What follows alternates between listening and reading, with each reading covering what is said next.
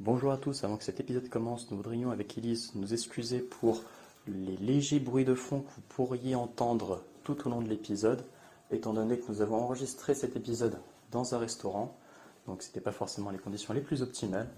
Et on voudrait également remercier Lorenzo Dufour qui a permis d'atténuer ces bruits de fond et de donner une qualité audio bien supérieure de ce qu'elle était à la base. Bonne écoute! Bonjour à tous, nous nous retrouvons aujourd'hui pour ce nouvel épisode de podcast où nous avons interviewé Ulysse Lochkin, un professeur incroyable. Donc vous êtes ici sur le podcast RIP, le podcast de SE2. Donc bonjour Ulysse, pouvez-vous vous présenter s'il vous plaît? Bonjour, merci beaucoup de m'inviter dans votre podcast. Pardon, j'en suis très fier. Et bravo pour pour l'organisation. Je pense que vous excuserez vous-même auprès de vos auditeurs des conditions particulières d'enregistrement, etc., dues à la grève que je soutiens totalement. Alors, je me présente. Moi, je m'appelle Ulysse Lochkin et je suis cette année enseignant-chercheur au département d'éco, donc à l'école d'économie de Saint-Étienne, mais seulement pour un an. Donc, si ça vous intéresse, le type de poste que j'occupe, c'est un poste qui s'appelle ATER, attaché temporaire d'enseignement et de recherche, qui sont des postes assez répandus d'enseignants-chercheurs, mais qui ne durent que un an, et qui sont souvent du coup occupés par des jeunes chercheurs avant d'avoir trouvé un poste permanent quelque part. Et donc moi, dans mon cas, j'occupe ce poste en même temps que je finis ma thèse de doctorat, que j'ai commencé en 2019. Donc j'ai obtenu un contrat pour faire ma thèse, mais qui durait 3 ans. Et comme je ne l'avais pas fini, j'ai cherché quelque chose pour pouvoir la terminer. Donc j'ai trouvé ce poste ici, dont je suis très content. Et voilà, en fait, je ne sais pas plus précisément qu'est-ce que vous voulez apprendre sur moi. Par exemple, est-ce que vous pouvez nous expliquer plus profondément votre parcours du lycée jusqu'à maintenant? Oui, alors ça fait un moment maintenant le lycée. J'ai passé le bac en 2012. Ensuite, j'ai été en classe prépa dans un type de prépa qui s'appelle le BL, qui est justement une des prépas qui donne pas mal de place aux sciences sociales, qui est du coup assez proche des prépas commerciales, au sens où il y a à la fois des matières scientifiques, des matières littéraires et de l'économie et de la sociologie. Donc, j'ai fait tout ça pendant 2 ans. Et ensuite, j'ai intégré l'ENS, donc l'École normale supérieure à Paris, en 2014. Donc, c'est une école un peu particulière où on peut aussi poursuivre des études dans plusieurs disciplines. Donc, j'ai été élève dans cette école avec une année de pause, mais jusqu'en 2019. Et en même temps, j'ai passé une licence de philosophie, un master de philo, d'histoire de la philo, et un master d'économie.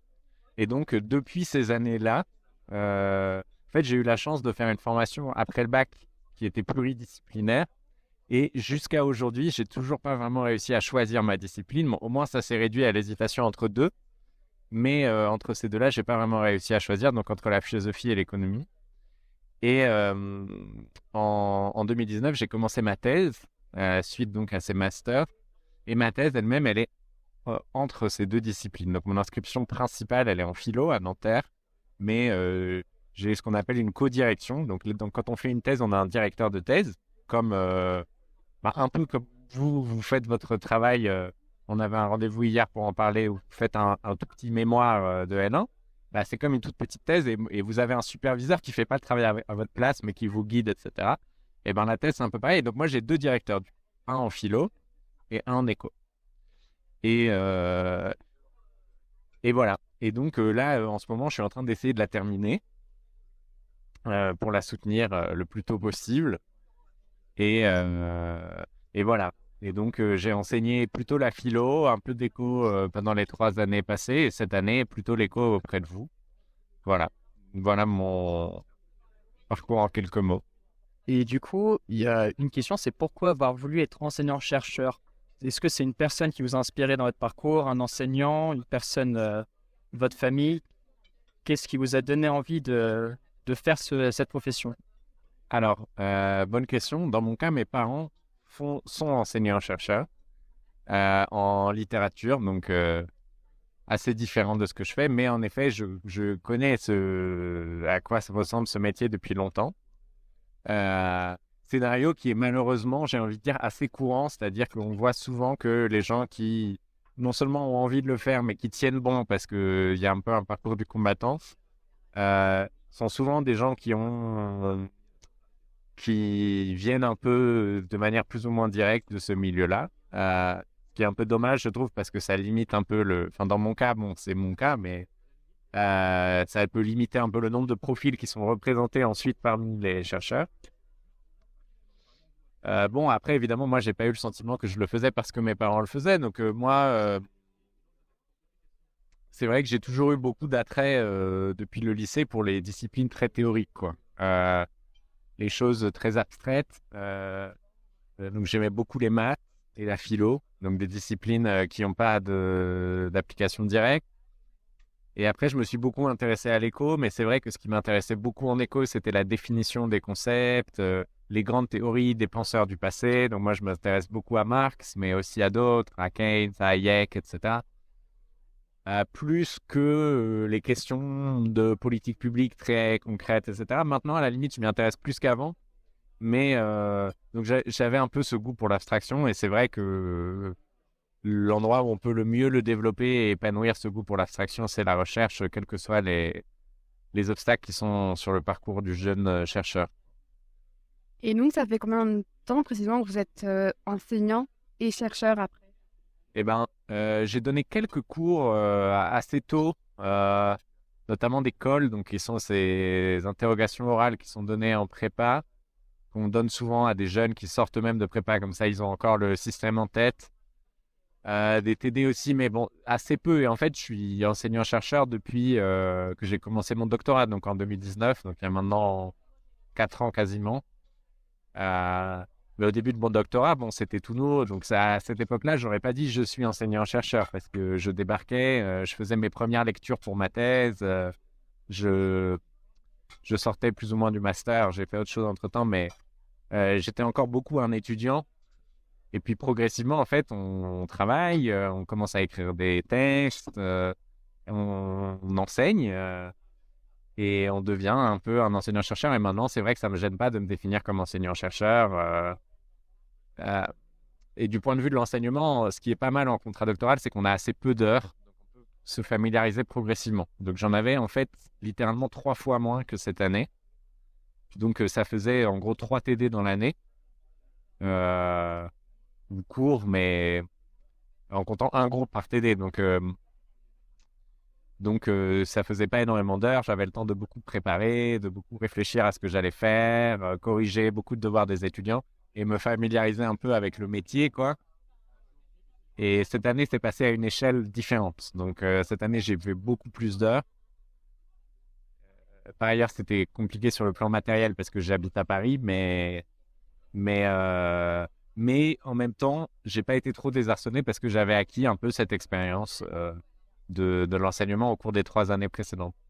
Est-ce que vous pouvez nous parler plus précisément de vos recherches? Pourquoi avoir choisi de la philosophie tout en alliant l'économie? Est-ce qu'on peut allier les deux? Pourquoi l'allier? Et en fait, oui, parler de vos recherches plus précisément, peut-être donner quelques sujets, si c'est possible. Oui, le sujet de ma thèse, c'est le concept d'exploitation et comment il faut le définir. Et ça, c'est un concept qui est vraiment à l'intersection des deux disciplines parce que les économistes s'y intéressent pas parce qu'ils considèrent que c'est de la philo et les philosophes politiques d'inspiration marxiste le citent souvent, mais vont pas aller trop dans les détails de la définition parce qu'ils considèrent que c'est de l'économie.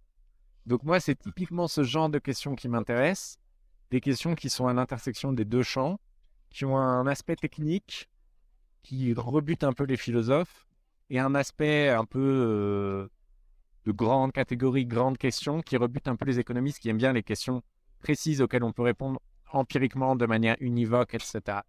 Et j'aime beaucoup l'exercice intellectuel qui consiste à faire l'aller-retour entre les deux, à faire la traduction un peu entre les deux, parce que c'est deux univers qui se parlent très peu et qui se posent souvent des questions comme ça qui sont tangentes, euh, mais qui ne le comprennent pas parce qu'ils ne parlent pas le même langage. Et donc, y compris leurs désaccords, qui sont bien réels, souvent entre les philosophes et les économistes, ils ne les comprennent pas vraiment, j'ai l'impression, souvent. Donc, c'est ça qui me motive. Le sujet de ma thèse, c'est ce concept-là d'exploitation. J'ai beaucoup travaillé sur le marxisme.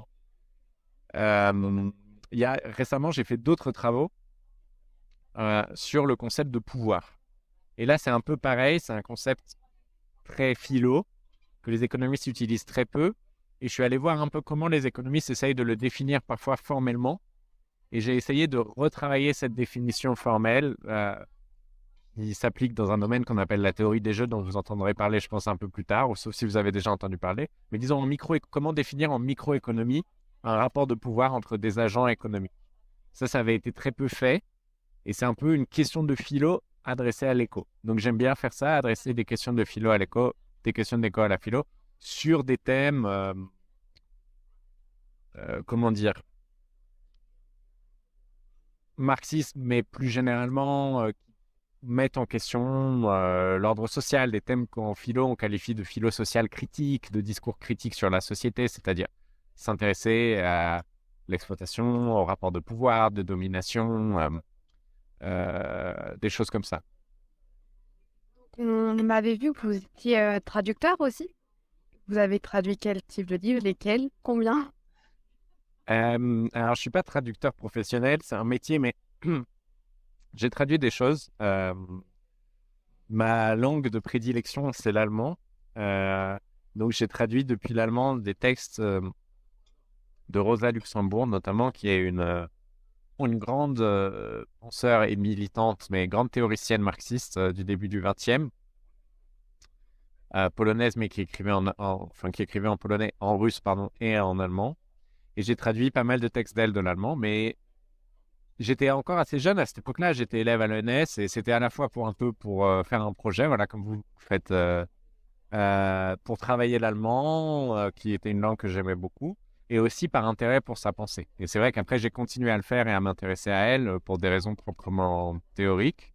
Et puis voilà, je faisais ça avec des amis, donc un peu comme vous. Je faisais ça notamment avec une amie qui avait les mêmes centres d'intérêt que moi.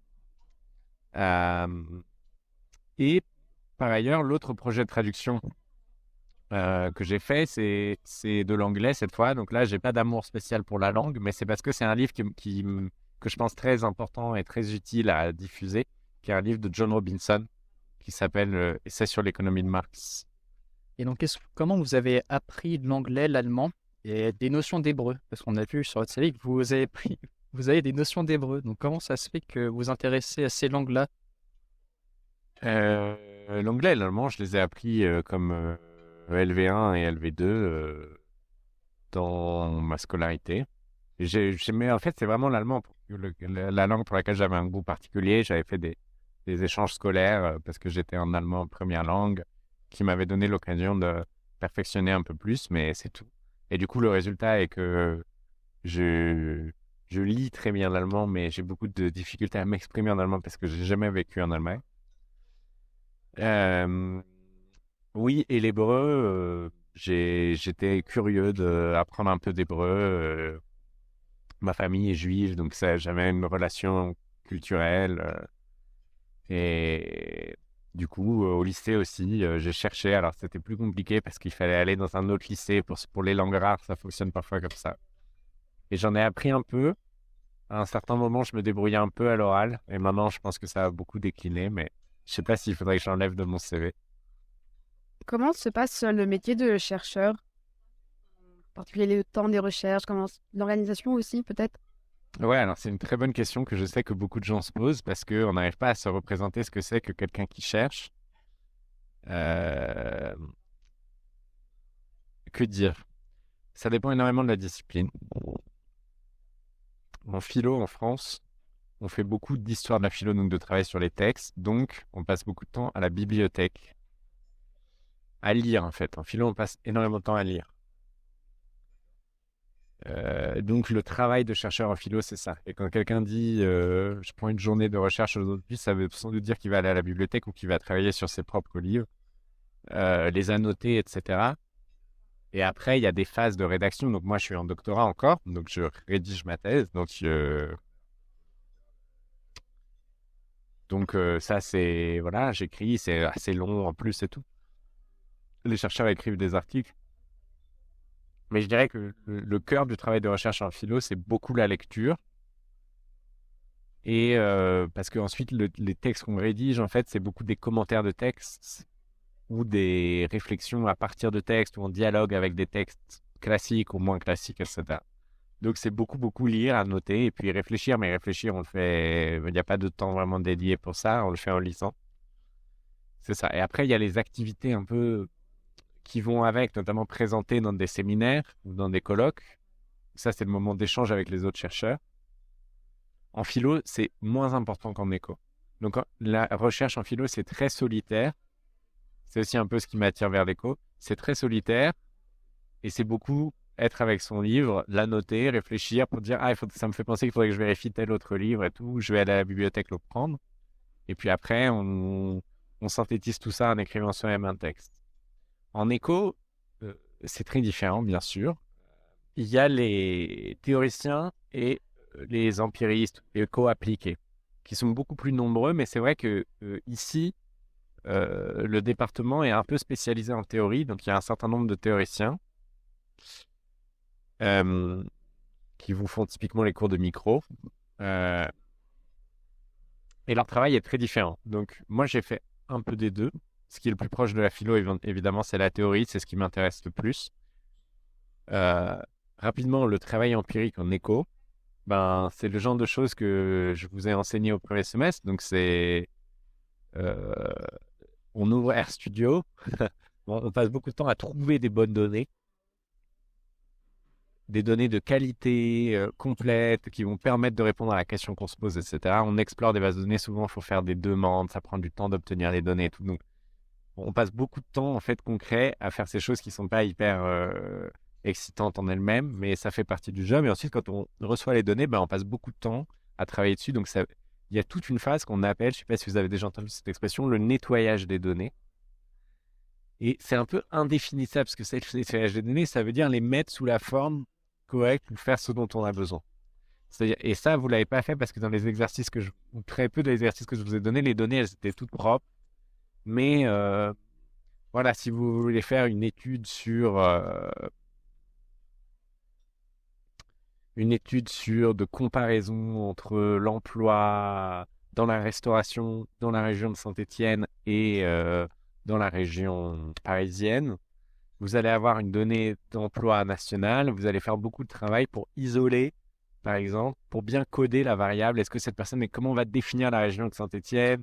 Est-ce qu'elle est dedans ou pas? Comment on va définir le secteur restauration? On a une autre nomenclature, mais on va essayer de convertir de l'une dans l'autre. Donc, beaucoup de travail pour les mettre sous le format dont on a besoin pour la question qu'on se pose.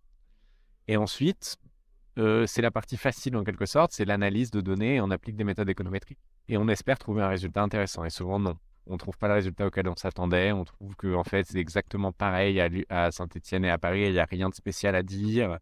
Donc, il y a aussi beaucoup de... Voilà, donc on change un peu la question. On se dit, mais si on posait telle question, est-ce qu'on trouverait quelque chose? Donc, voilà. Et on passe aussi du temps à lire, mais c'est très différent de la philo parce qu'on va lire les papiers qui sortent en ce moment, ou la littérature très récente sortie ces dernières années. Telle équipe de chercheurs américains, ils ont étudié le cas de l'emploi industriel à Detroit, aux États-Unis. Ils ont utilisé telle méthode astucieuse, est-ce qu'on ne pourrait pas transposer ça pour la région de Saint-Étienne? Voilà, donc on va lire beaucoup de choses, mais des choses très récentes.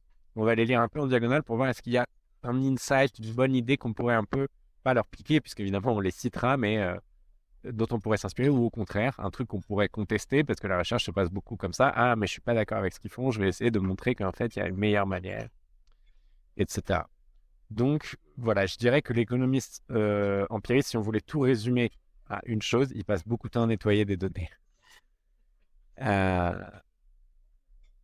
c'est un truc qui est important de prendre en compte parce que quand vous lisez un papier, en fait, derrière, il y a tout ce travail de mise en forme qui peut être bien fait ou qui peut être mal fait. Et donc, si vous le faites un jour, faites-le bien, mais ayez en tête que les gens qui l'ont fait pour vous, ils l'ont pas forcément fait bien.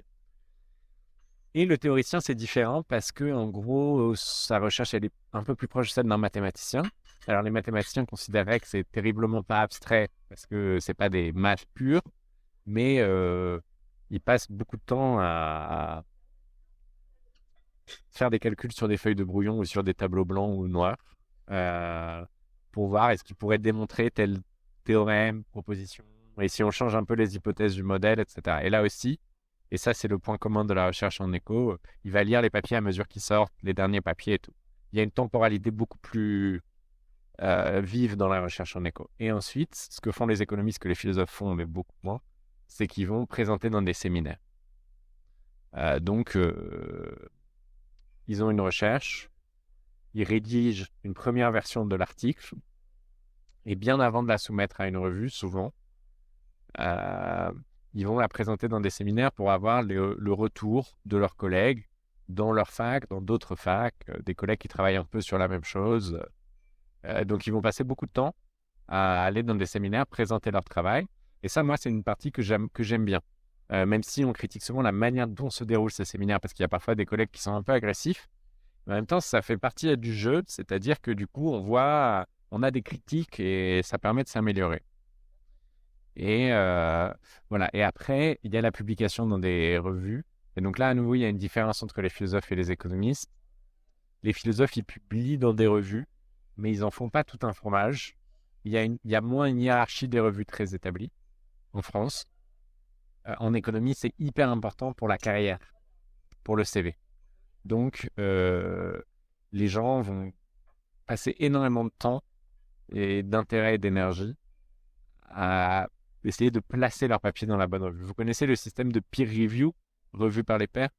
La revue par les pairs ou la peer review en anglais, c'est un système qui a donc une très très grande importance en éco, qui est que les revues, les revues prestigieuses, elles reçoivent beaucoup plus de papier qu'elles ne peuvent en publier ou qu'elles ne veulent en publier. Et donc, elles procèdent à une sélection.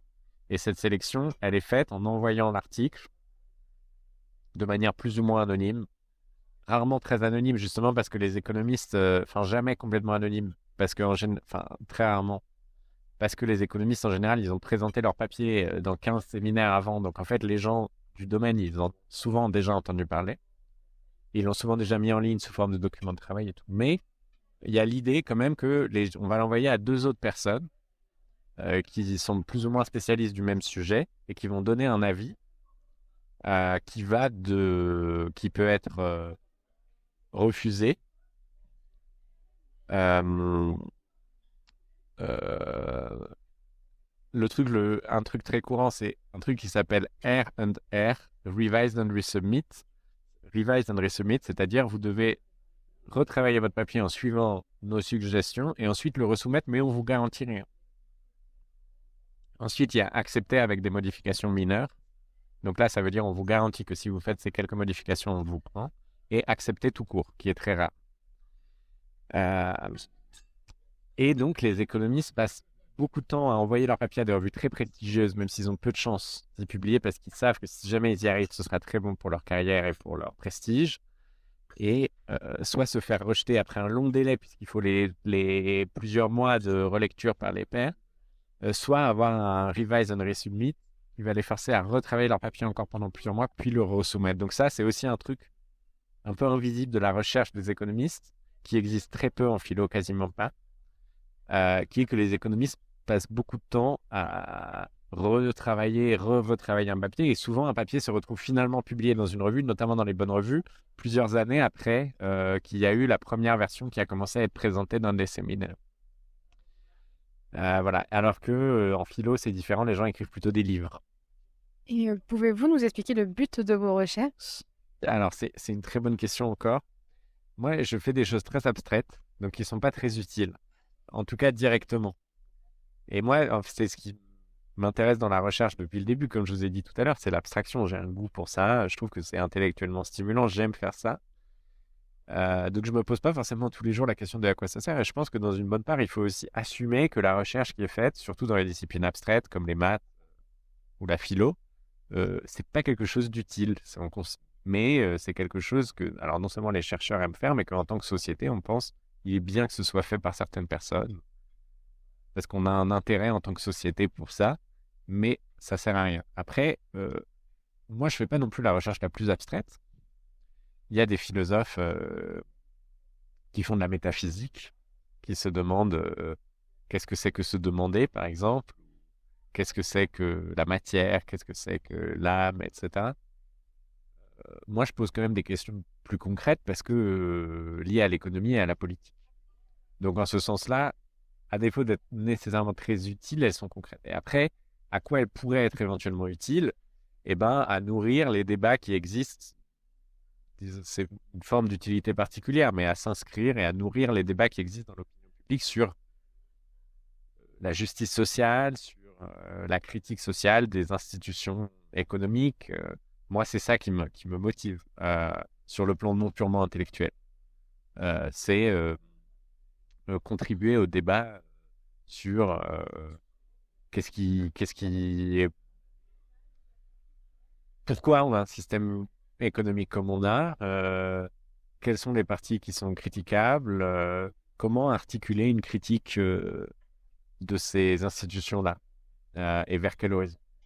Et du coup, est-ce que vous pouvez nous citer quelques qualités pour être un bon chercheur selon vous, être organisé, savoir bien écrire, savoir bien s'exprimer? C'est quoi les qualités phares?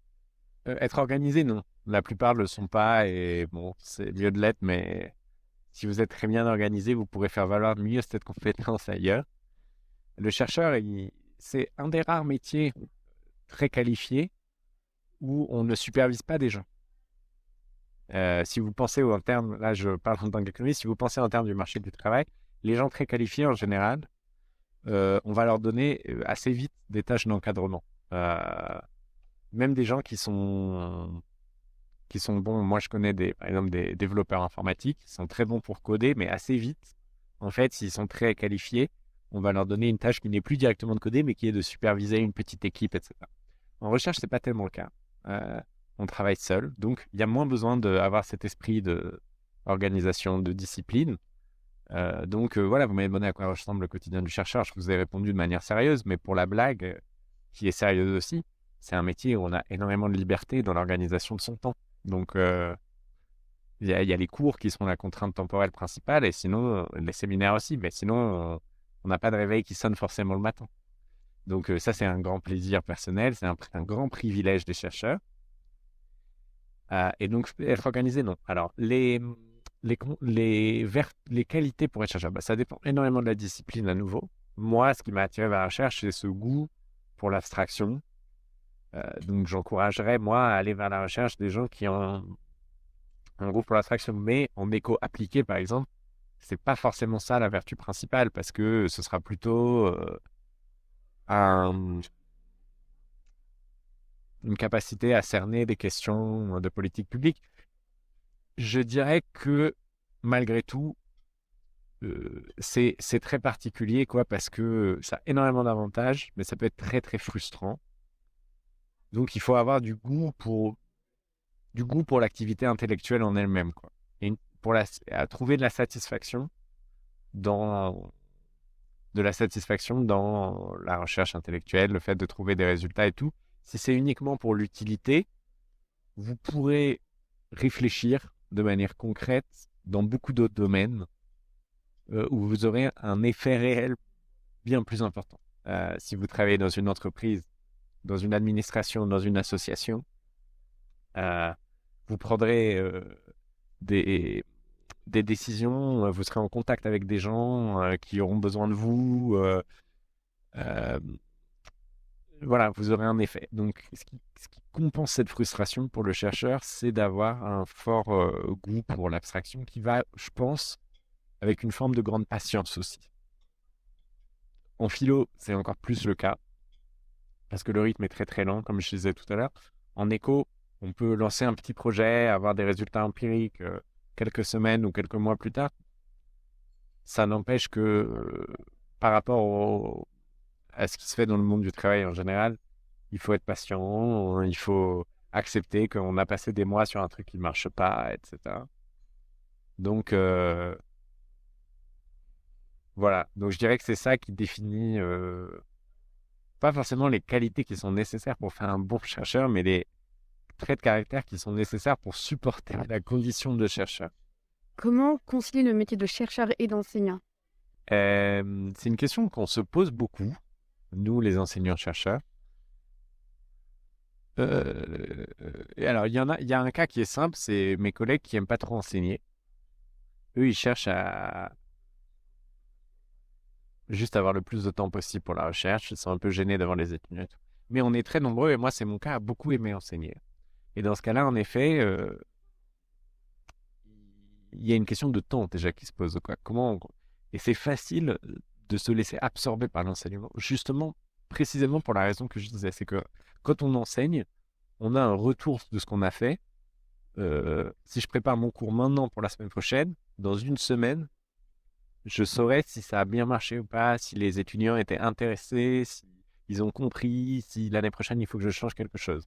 Donc, il y a une gratification ou pas, mais il y a un retour beaucoup plus rapide. Et si on prépare beaucoup, normalement, il y a une gratification quand même parce qu'on arrive à trouver. Voilà. Donc, il y a toujours une tendance à se laisser absorber par l'enseignement, qui est parfois bonne et parfois il faut se limiter en fait. Et moi, par exemple, en ce moment, je dois finir ma thèse parce que bon, moi, il y a un moment, il y a un calendrier à tenir, etc. Et c'est mieux que ce soit derrière moi que devant moi. Et donc, je me force en fait à garder des journées entières de recherche où je m'occupe pas. Et moi, c'est vrai que dans mon cas très particulier, je suis aidé là-dedans par le fait de faire des allers-retours. Donc, je me dis, quand je suis à Paris, je prends une journée pour préparer l'enseignement et le reste du temps, je fais ma recherche. Et quand je suis ici, je suis là pour les étudiants. Je pense plus à ma thèse, je pense à mes cours, etc. Cette dichotomie marche pas toujours parce qu'il y a des mails auxquels il faut répondre, parce qu'il y a des copies parfois qui peuvent pas se corriger en une journée, etc. Mais j'essaye comme ça de segmenter. Et voilà. Après, donc ça, c'est dans le côté vraiment hyper pratique, qui est peut-être pas ce qui vous intéresse le plus. Dans le côté sur le fond, euh, il y a parfois des choses qui se rencontrent entre notre recherche et notre enseignement. Cette année, moi, ça n'a pas été énormément le cas jusqu'ici dans mon enseignement. J'ai fait un cours, j'ai enseigné un cours de lecture du Capital de Marx à des L1 à Paris. J'ai fait ça deux années de suite. Ça m'a été hyper utile pour ma thèse parce que après, de fait de souvent, quand on enseigne quelque chose, on apprend à le connaître vraiment. Parce que quand on doit expliquer quelque chose, on se rend compte de tous les raccourcis, les courts-circuits qu'on avait faits, qu'on doit être capable de déployer devant des étudiants, etc. Donc ça m'avait beaucoup aidé.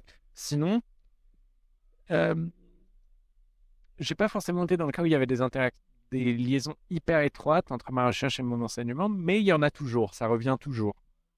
On voit les choses sous un autre angle en les enseignant, on enseigne mieux des choses sur lesquelles on a travaillé en recherche.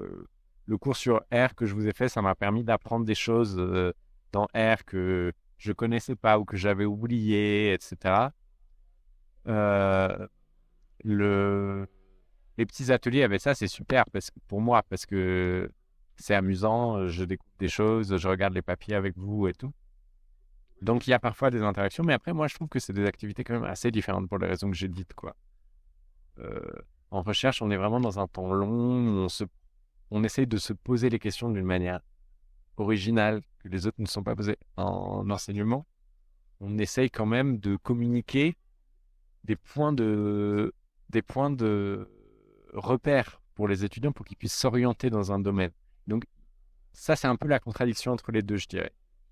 En enseignement, on va essayer chaque prof a son style, il va enseigner le sujet à sa manière de ce que lui pense important. Mais le but aussi, c'est que les étudiants, après, leur transmettre une sorte de langage de dictionnaire pour qu'ils puissent parler à quelqu'un d'autre qui a suivi un cours sur le même sujet avec un autre prof dans un autre endroit, etc. et lui dire oui, on peut parler de la même chose parce qu'on a tous les deux suivi un cours d'analyse de données, par exemple. Alors qu'en recherche, c'est plutôt dire aux autres non, attendez, vous ne pensez pas les choses comme il faut les voir sous cet angle-là, etc. Merci beaucoup. Donc là, on va passer à une question qui peut paraître anodine, mais qui, je pense, est même primordiale. Est-ce que vous appréciez ce métier? êtes-vous heureux à faire ça, vous levez le matin tous les jours et à préparer tout ça? Moi, j'aime beaucoup ce métier. Euh, je considère que j'ai beaucoup de chance de pouvoir faire ça. On est, on n'est pas très bien payé. Euh, Comparé à des gens qui ont fait des études comparables, on est assez mal payé. Mais je considère que le jeu en vaut largement la chandelle. Je suis très heureux de faire de la recherche et je suis très heureux d'enseigner. Le point négatif, c'est même pas tellement la rémunération et les conditions de travail, c'est la précarité. C'est-à-dire que là, par exemple, je suis dans un poste d'1 an, donc j'ai préparé tous ces cours pour 1 an et je sais pas du tout encore où je serai l'année prochaine. J'ai des pistes, je candidate à des trucs, voilà. Et et j'ai beaucoup d'amis qui sont dans le même domaine, enfin dans la recherche aussi, et qui vivent cette précarité depuis bien plus longtemps que moi encore, qui ont soutenu leur thèse il y a 2 ans, il y a 3 ans, il y a 4 ans, etc. Et qui sont toujours à chercher une année après l'autre un poste. Et ça leur pèse, quoi. Ça leur pèse. Ils peuvent pas se projeter. Ils font beaucoup de travail de recherche. Ils ont l'impression de le faire gratis, quoi. De pas avoir de pas avoir la reconnaissance qui va avec. Donc ça, c'est lourd. Moi, pour l'instant, je suis en fin de thèse, donc c'est normal quelque part que j'ai pas un poste de titulaire. Mais c'est quelque chose qui nous pèse collectivement sur les jeunes chercheurs, qui nous pèse beaucoup. On va pouvoir passer sur des questions auxquelles on va s'intéresser vraiment à votre façon de penser en quelque sorte. Et donc la première question, c'est pensez-vous que l'économie est une science pure ou morale? Science morale, ça a un côté délicieusement 19e siècle dans la manière de poser la question. C'est plus tellement employé. Mais si on me force à choisir entre les deux, je dirais une science morale. Et donc, du coup, comment la philosophie vous permet-elle de mieux appréhender l'économie et les choix que nous faisons? Les choix que nous faisons? Dans le système économique, est-ce que ça vous permet vraiment de comprendre, par exemple, les choix du consommateur ou est-ce que ça vous... En fait, quelle question permet de... Oui, quelle question la philosophie permet-elle de résoudre? Bon, Oui, alors, euh, je pense que la formulation de votre question, typiquement, c'est utile de faire un peu de philo pour voir que c'est pas forcément, à mon avis, la meilleure manière de la poser. Dire que l'économie, c'est une théorie des choix individuels, c'est une vision très spécifique de l'économie, qui est un peu la manière dont on vous l'enseigne en L1, parce que c'est là, on vous enseigne la micro d'abord, etc. Moi, je ne dirais pas que la discipline économique étudie les choix. Elle étudie entre autres les choix, mais euh, l'économie, elle étudie pour moi. Et là, je sais pas quelque chose que si je devais faire un cours d'intro en L1, qu'est-ce que l'économie, je le présenterais pas forcément comme ça parce que c'est mon avis. Elle étudie les institutions. Elle étudie les règles du jeu, l'économie. Mais ce que je dis là, c'est pas forcément incompatible avec le fait de faire de la micro-standard, de la théorie des jeux, mais c'est une autre manière de le voir. Les gens vont faire des choix, ok, étant donné des règles. Et l'économiste, son but n'est pas d'orienter les choix des agents privés, c'est de réfléchir à quelles sont les conséquences des différentes règles et éventuellement suggérer qu'il faut privilégier certaines règles, donc certaines institutions par rapport à d'autres. Et voilà. Là, ça c'est un peu ma vision de l'économie. Qui est une vision pas complètement hétérodoxe en réalité. La manière précise de le dire l'est un peu. La philo, elle aide à dénaturaliser des concepts, à enlever leur évidence à certaines catégories qu'on utilise. Par exemple, et c'est des choses que les économistes peuvent faire aussi sans les philosophes, mais la philosophie aide à nous orienter vers certaines questions. Par exemple, une catégorie très bête, l'argent. C'est très simple de se dire, ah oui, dans l'économie, il y a de l'argent forcément, et donc on va écrire, on va mesurer la valeur des choses en argent, etc. L'argent, c'est une institution. C'est un mode de régulation des échanges, des transactions, et donc indirectement de la production et de toute l'économie. Mais c'est pas une catégorie naturelle. Donc, l'économiste qui veut avoir le plus de recul possible. Et c'est pas le cas de tous les économistes, parce qu'il y a tous les économistes, à mon avis, s'intéressent aux règles du jeu. Quasi tous. Mais certains vont regarder qu'est-ce qui se passe si on bouge un tout petit peu une certaine règle. Et ça, c'est hyper important, parce que la pratique de la politique économique, c'est ça.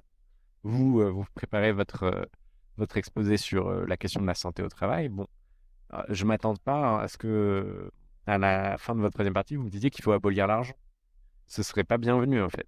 Par contre, vous me direz peut-être, il y a telle règle dans le code du travail qui pourrait être changée pour mieux en prendre en compte, pas seulement les maladies physiques, mais aussi les maladies mentales. Ça, c'est mais c'est une règle aussi. Et ça aurait probablement tels effets, étant donné ce qu'on sait justement sur la manière dont les agents font leurs choix, s'adaptent, les rapports de pouvoir, de conflit entre les différents agents au sein de différentes sphères de l'économie, etc.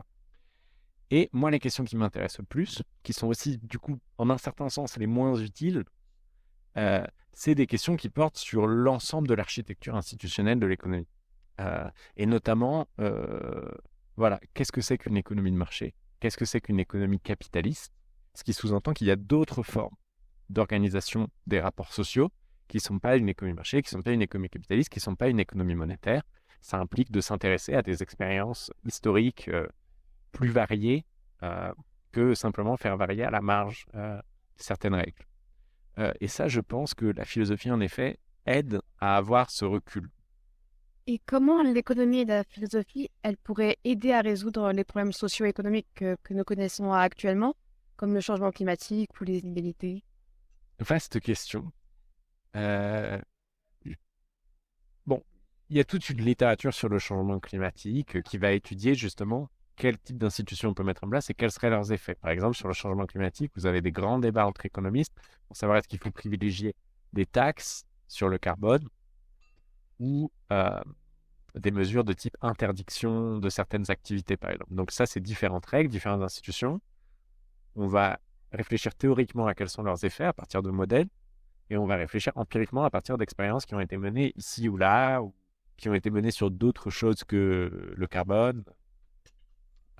Et on va avoir un débat comme ça.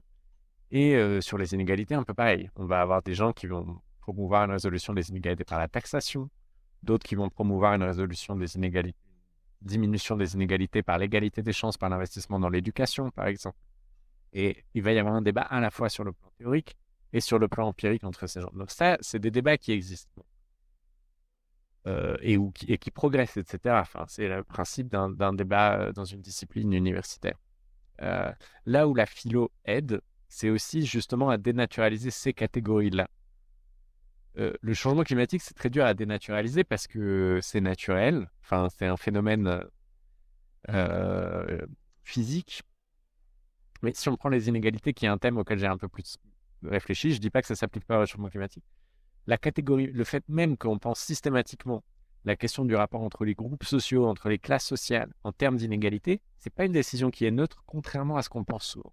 C'est-à-dire que les économistes des années 4, et là, c'est aussi utile de faire une chose qui, à mon avis, est cousine de l'approche philosophique en éco, qui est de regarder l'histoire un peu de la discipline. Parce que c'est là aussi qu'on va voir que certaines catégories, elles sont apparues à un certain moment pour une certaine raison, et elles n'ont pas de raison de perdurer éternellement. La discipline éco des années 80-90 avait une orientation de politique économique très pro-marché, qui était concentrée quasi exclusivement, je simplifie énormément, hein, sur la croissance, la question de la croissance. Et une série de travaux de chercheurs comme Tony Atkinson, par exemple, et un Français dont vous avez certainement entendu parler qui s'appelle Thomas Piketty, ont réintroduit la question non pas de la taille du gâteau, mais des rapports sociaux à l'intérieur du gâteau, sous la forme spécifique de la question des inégalités, qui plaît aux économistes parce qu'on peut mesurer les inégalités. En gros, qui gagne plus, qui possède plus. Mais il y a d'autres concepts pour parler de choses proches mais distinctes. Par exemple, le concept de pouvoir. C'est pas la même chose de dire que le problème dans notre société, c'est les inégalités de revenus et que les travailleurs peu qualifiés gagnent beaucoup moins que les capitalistes ou que les cadres, et de dire il y a des problèmes de domination dans notre société, il y a des groupes sociaux entiers qui ont moins de liberté que d'autres et qui sont qui sont subordonnés à la volonté d'autres, soit sur le lieu de travail par l'intermédiaire de la hiérarchie du lieu de travail, soit sur le marché parce que ils ont peu de ressources, ils ont peu de choix parce qu'ils sont dans des situations face à des monopoles où en fait ils ont peu d'alternatives et donc c'est leur liberté qui est restreinte. Et ça, par exemple, c'est des concepts que les économistes aujourd'hui ont beaucoup de réticence à employer parce qu'ils ont l'impression que c'est pas très rigoureux, que c'est dur à quantifier et tout. Et moi, une des choses que j'essaye de dire dans mon travail pour l'instant, je suis junior, mais c'est de dire en fait, c'est possible de parler rigoureusement de ces choses. C'est une autre manière de parler de sujets qui sont proches des inégalités, mais qui n'est pas équivalente. Et il ne faut pas penser qu'on a tout dit que on a dit est inégalité. Ce qui ne veut pas dire qu'il ne faut pas s'intéresser aux inégalités, c'est très important. Voilà. Et du coup, quels sont les enjeux du monde économique actuel à quoi on va devoir faire face dans les prochaines années, les prochaines décennies? Moi, je ne suis pas prophète. Moi, justement, je fais des choses très abstraites, donc je ne suis pas la bonne personne pour répondre à cette question. Moi, je travaille sur des questions très traditionnelles, quelque part. La question de la domination en rapport avec le marché, dans une économie de marché, dans une économie capitaliste, est-ce que la mise en place d'une économie capitaliste implique systématiquement que certains groupes dominent d'autres groupes, extraient de la valeur d'autres groupes? C'est une question qui remonte à Marx et en fait même au-delà. Donc qui remonte qui remonte même à Smith. Alors Smith a une réponse libérale qui est que une économie de marché est effectivement un moyen de promouvoir la liberté de tous, mais cette réponse, elle est construite, donc il se pose la question. Donc en fait, il y a un discours là-dessus qui existe quasi depuis les origines du capitalisme. Un questionnement philosophico-économique qui existe quasi depuis les origines du capitalisme. Donc, moi, je suis pas tellement dans le truc, les nouvelles questions. Après, il faut bien sûr prendre en compte quand même la société dans laquelle on vit. Toutes les questions traditionnelles, elles se posent de manière spécifique aujourd'hui. Moi, dans ma thèse, j'étudie beaucoup des phénomènes de externalisation ou de sous-traitance, soit à l'échelle internationale, soit à l'échelle intranationale, avec la sous-traitance du personnel de ménage, personnel de sécurité, etc., qui sont des tendances assez récentes, des dernières décennies, qui étaient beaucoup moins le cas auparavant. Des concierges, etc., qui reconfigurent justement les rapports sociaux entre différents groupes de population. Ça, c'est des questions pas totalement nouvelles, parce que je montre aussi que ça existait déjà au 19e siècle, mais ça avait un peu disparu, ça revient. Donc, à mon avis, c'est très important de le prendre en compte aujourd'hui. Voilà, donc des questions de mondialisation, de financiarisation, d'externalisation ont un rôle très particulier aujourd'hui qu'il faut prendre en compte, même si on se pose des vieilles questions. Après, il y a un peu l'éléphant dans la pièce qui était déjà dans votre question précédente, qui est la question de l'environnement et du réchauffement climatique. Beaucoup de gens travaillent là-dessus maintenant, et moi, je ne travaille pas là-dessus. Je trouve ça très important. J'essaye de me tenir au courant de ce que font les gens. C'est sans doute en termes d'histoire de l'humanité, de défi civilisationnel, le grand défi. Mais c'est pas tellement là-dessus que je travaille. Évidemment, ça interagit. Mais voilà, je laisse un peu, pour le moment en tout cas, mais pour le futur proche aussi, je pense, je laisse un peu ces questions aux gens qui travaillent dessus, qui font des trucs très bien. Pensez-vous que les études d'économie, c'est l'avenir? Je pense que c'est super bien d'étudier. Moi, j'ai regretté de ne pas l'avoir fait plus systématiquement plus tôt. Je m'y suis un peu remis au moment du M2 pour passer ce master dont je vous parlais tout à l'heure. C'est très bien. Ça va vous apprendre plein de choses. Après, il se pose la question dont je vous parlais tout à l'heure avant qu'on m'allume le micro, qui est la manière dont c'est enseigné. Détermine beaucoup le contenu de ces fameuses études d'économie. Et donc, il y a des choix qui sont faits vers la formalisation, vers la mathématisation, qui peuvent parfois conduire à ne pas réserver assez de temps et de ressources, notamment à des questions plus appliquées, plus concrètes, qui souvent intéressent plus les étudiants. Donc,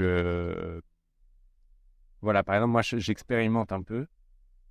Là, j'ai un cours je donne un cours en L3 d'économie européenne. J'ai hésité un peu de comment le faire, comment le présenter. Et en fait, je me suis rendu compte qu'il y avait tellement de choses à expliquer dans le fonctionnement des institutions, dans les ordres de grandeur, de bien l'argent, où va l'argent, de bien l'investissement, quel pays se développe plus vite, comment la crise de la zone euro a affecté les pays du sud de l'Europe par rapport au nord de l'Europe. Que finalement, j'ai fait tout mon cours de manière purement descriptive et narrative, sans équation, euh, sans schéma de courbe d'offres et de demande. Et ça marche assez bien avec les étudiants. Donc je pense que ce serait bien que l'enseignement de l'économie en France s'oriente un peu plus dans cette direction. À nouveau, moi j'aime beaucoup les maths et je pense que c'est très bien pour former l'esprit à l'abstraction. Je pense qu'on est peut-être allé un peu trop loin et que l'enseignement de l'éco sera peut-être plus l'avenir s'il donne plus de place à des appréhensions concrètes, d'objets concrets. Et donc, en fait, pourquoi avoir choisi d'étudier à Saint-Étienne? Est-ce que c'était un choix? Est-ce que c'était pas tellement un choix? Pourquoi Saint-É? J'étudie pas à Saint-Étienne, mais je travaille à Saint-Étienne. C'était assez particulier l'année dernière. Donc, comme je vous ai dit, je suis dans cette précarité où je dois trouver chaque année un nouveau truc. Et en fait, j'avais 2 contacts ici qui étaient Stéphane Gonzalez, que vous avez, je sais pas si, qui est justement un théoricien des jeux, et Antoinette Beaujard qui est dans mon comité de suivi de thèse. Donc c'est pas ma directrice de thèse, mais c'est un peu des sortes de directeurs secondaires qui vérifient que tout se passe bien, etc. Donc je connaissais 2 personnes ici, donc j'ai été tenté de candidater. Et c'est vrai que j'avais loupé notamment les dates pour un certain nombre de candidatures à Paris qui m'auraient plus arrangé du point de vue de la vie de tous les jours. Mais ici, ça m'intéressait justement parce que je connaissais des collègues que j'estime beaucoup. Et du coup, j'étais très content d'être pris. Et en effet, j'ai pas du tout regretté d'avoir fait ce choix malgré la difficulté des allers-retours et qui sont absolument pas remboursés par la fac.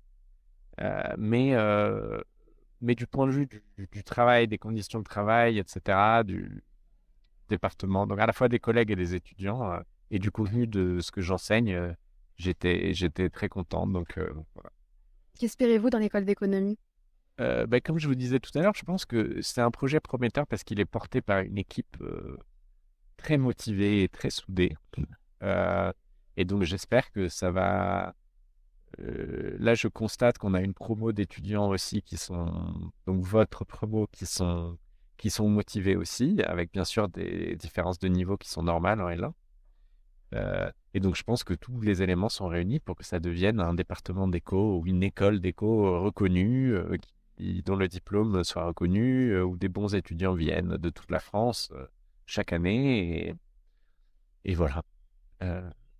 Et sur le plan de la recherche, c'est déjà un pôle de recherche reconnu en théorie, justement. Donc, avec une dimension un peu histoire de la pensée aussi. Donc, ça, c'est bien, c'est original et j'espère que ça va perdurer et bien s'articuler justement avec cette formation dans l'école d'économie. Et du coup, que pensez-vous du monde économique actuel et qu'est-ce qu'on doit améliorer avec les grandes questions qui traversent aujourd'hui, notamment la réforme des retraites et tout ça. Qu'est-ce qui est selon vous vraiment le cœur de l'économie actuelle? Alors à nouveau, je ne dis pas qu'il y a un cœur, il y a plein de questions. Moi, ce qui m'intéresse, c'est en effet les questions de domination sociale ou d'exploitation. Et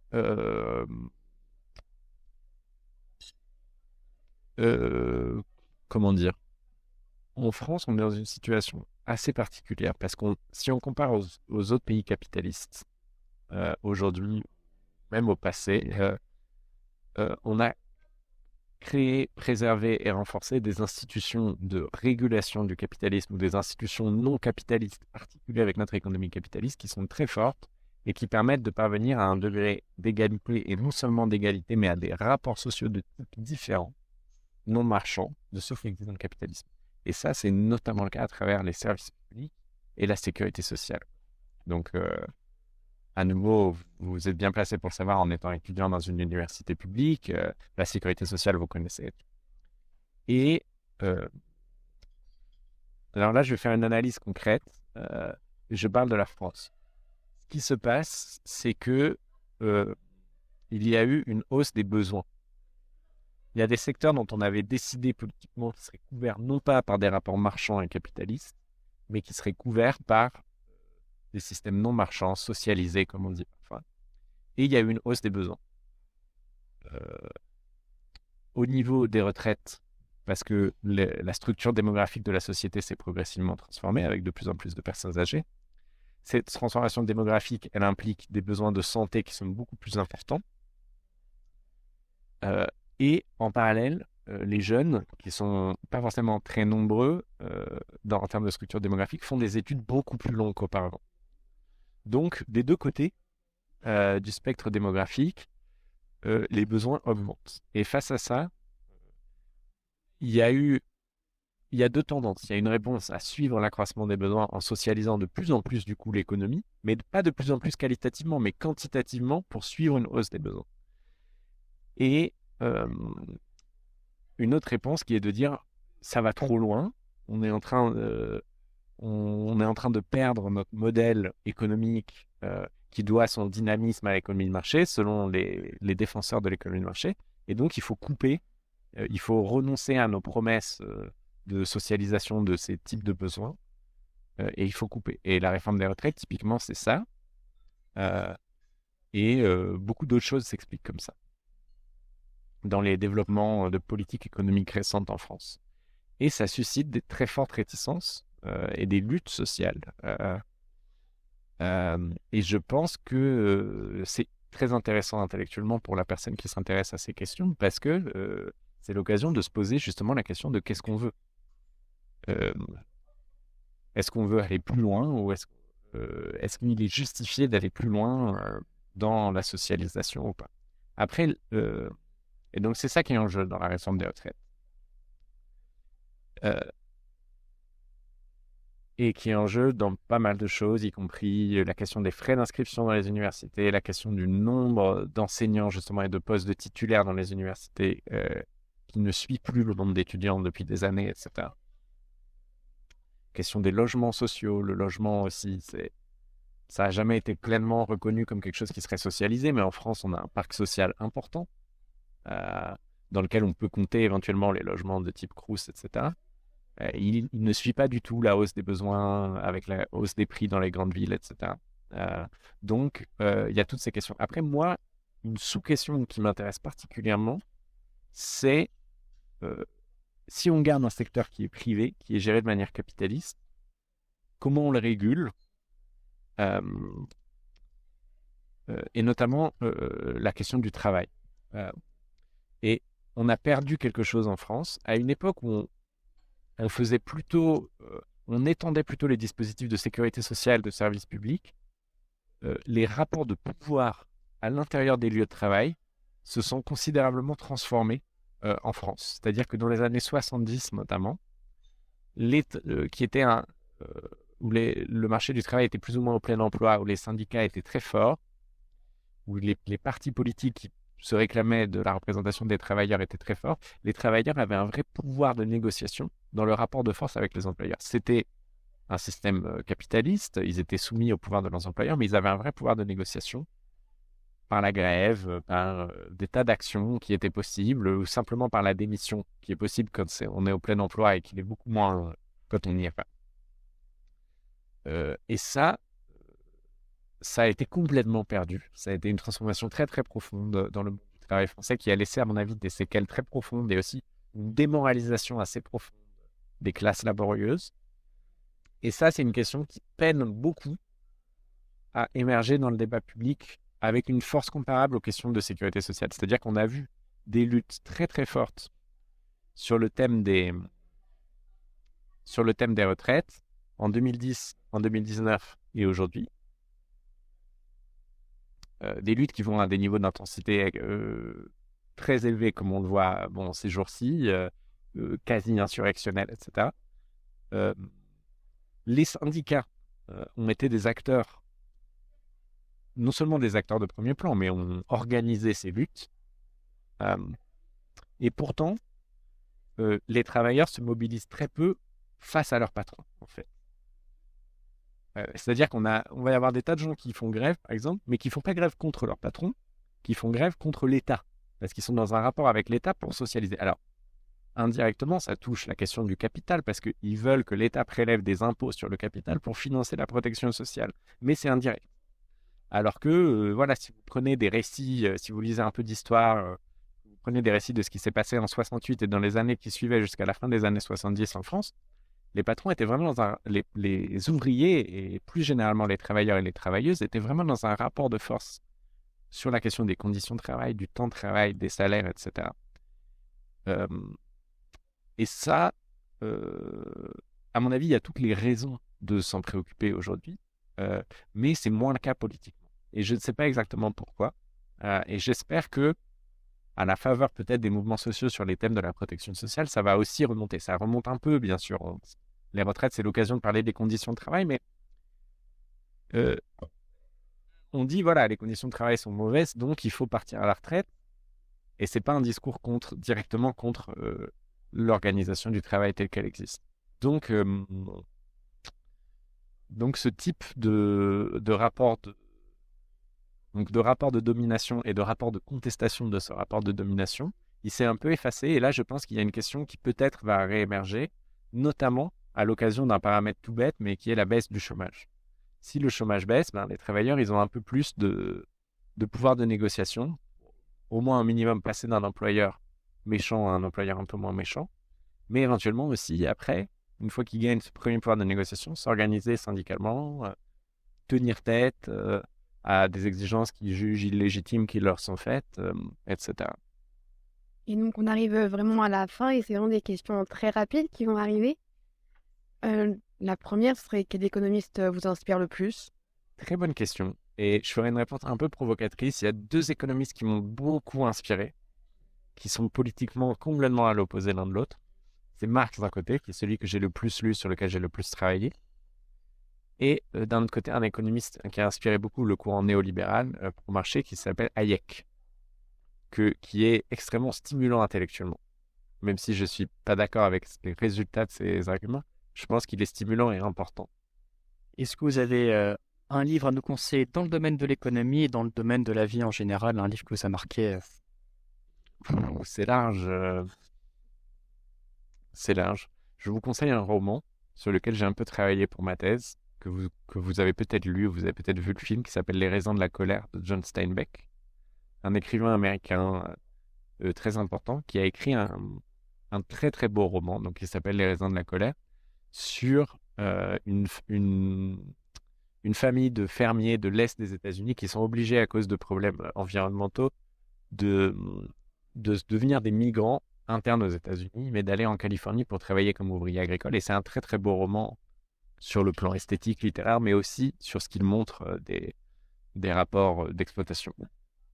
Avez-vous une idée de personnes que vous voulez qu'on interviewe plus tard, peut-être?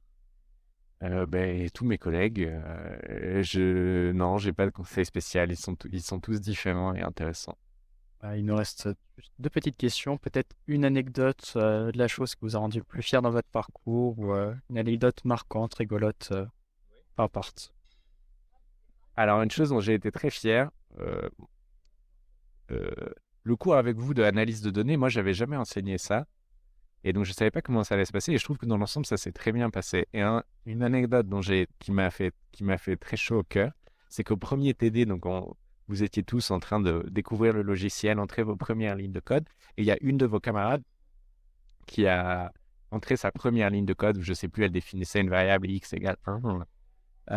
Et elle était extrêmement contente d'avoir fait fonctionner sa première ligne de code. Et elle s'est exclamée « Ah, c'est bon, je sais programmer maintenant. Je vais dire ça à mon copain, il ne pourra plus se moquer de moi. » Et j'étais très fier de lui avoir donné à elle cette fierté.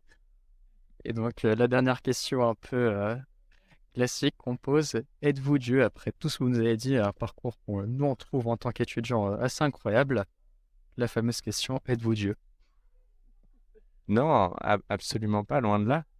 Je suis très honoré que vous admiriez mon parcours, mais il ne faut pas trop admirer ses profs non plus. Il faut vous demander aussi qu'est-ce que vous voulez faire de différent et par vous-même. Et donc, voilà, moi, je fais une recherche qui, moi, me passionne, mais qui a ses limites que j'ai un peu mentionnées.